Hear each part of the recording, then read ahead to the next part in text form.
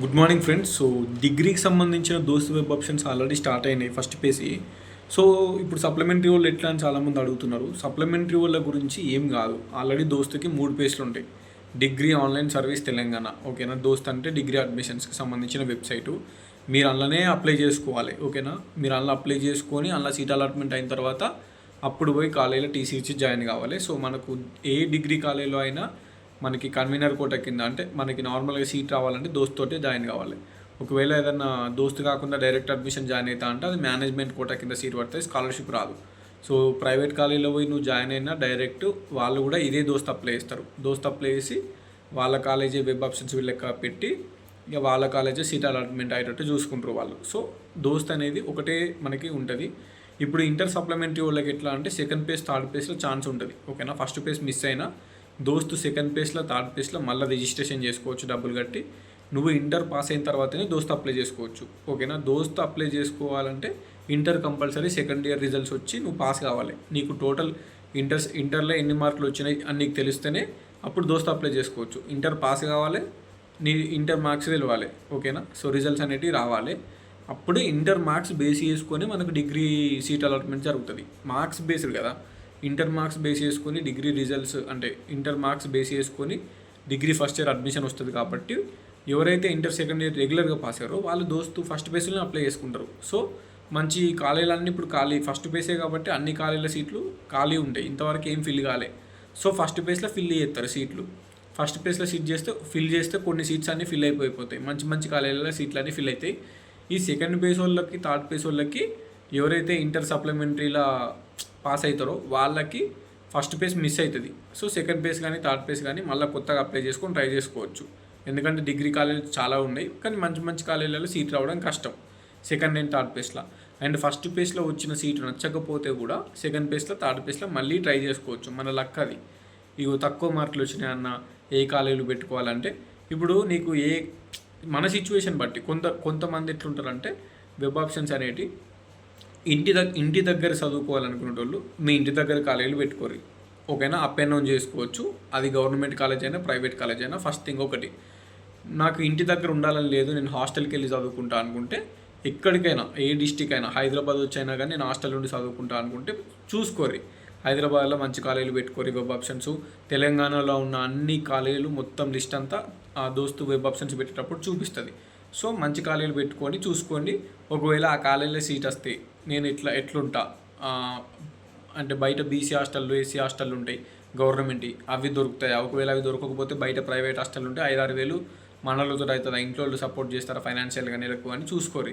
ఎందుకంటే ఇప్పుడు నిజాం కాలేజీలో హాస్టల్ ఉంది, కోర్ట్ ఉమెన్స్లో హాస్టల్ ఉంది. ఇక మిగిలిన కాలేజీలో లెక్క లేవు మనకి.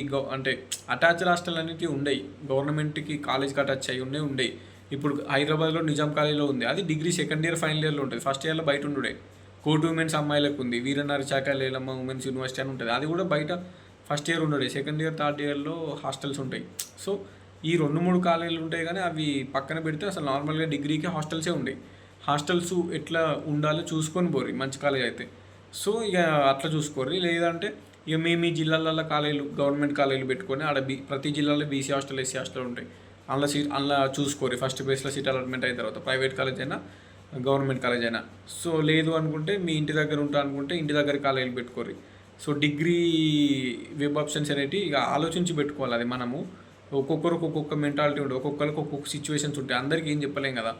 అండ్ ఇంటర్ మార్క్స్ ఎన్ని వచ్చినా కానీ ఫస్ట్ మీరు వెబ్ ఆప్షన్స్ పెట్టుకోరు. ఇన్ని మార్క్స్ వచ్చినా ఎట్లా వెబ్ ఆప్షన్స్ పెట్టాలంటే నీ లక్ అది. ఫస్ట్ నీకు కావాలనుకున్న కాలేజీలు పెట్టుకో, ఓకేనా. ఒకవేళ మార్కులు తక్కువ ఉంటే ఎక్కువ కాలేజీలు పెట్టుకో. ఫస్ట్ నీకు ఇష్టం ఉన్న కాలేజీలు top 1, top 2, top 3, top 4, top 5, top 6, top 7, top 8, top 9, top 10.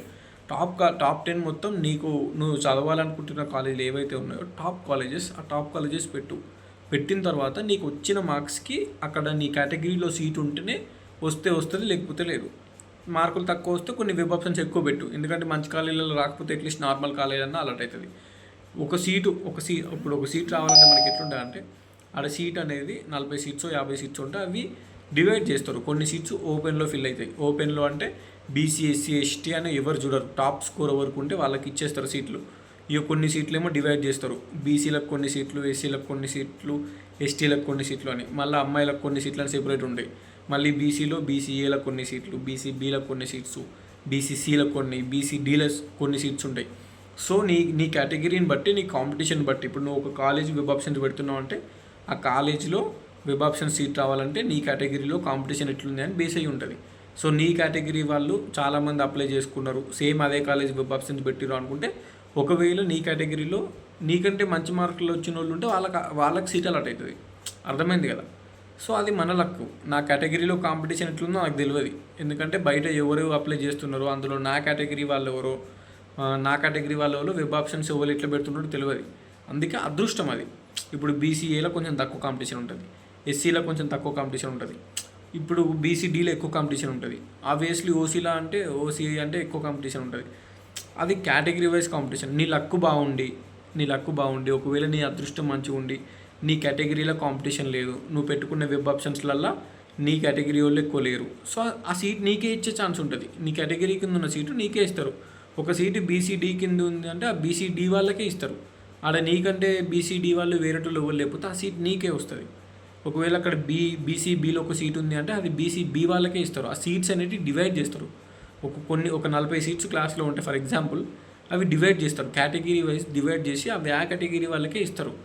So మనకి తెలియదు అది కాంపిటీషన్ ఎట్లుంది అని తెలియదు, మన కేటగిరీ కాంపిటీషన్. అందుకే వెబ్ ఆప్షన్స్ మంచివి పెట్టుకోవాలి, మంచి కాలేజీలు పెట్టుకోవాలి, కింద నార్మల్ కాలేజీలు పెట్టుకోవాలి. ఆ మంచి కాలేజీలలో సీట్ రావాలంటే నీ కేటగిరీలో కాంపిటీషన్ ఒకవేళ తక్కువ ఉంటే నీకు వచ్చే ఛాన్స్ ఉంటుంది. ఇంటర్లో మార్కులు తక్కువ ఉన్నా సరే వచ్చే ఛాన్స్ ఉంటుంది. ఒకవేళ మార్కులు తక్కువ ఉన్నాయి కాబట్టి కొన్ని ఎక్కువ వెబ్ ఆప్షన్స్ పెట్టుకుంటే కింద పెట్టుకునే వెబ్ ఆప్షన్స్లలో నార్మల్ కాలేజీలలో సీట్ వస్తుంది ఫస్ట్ ప్లేస్లో. ఇక మొత్తానికే సీట్ నాట్ అలాటెడ్ అని పడితే బాగుండదు కదా.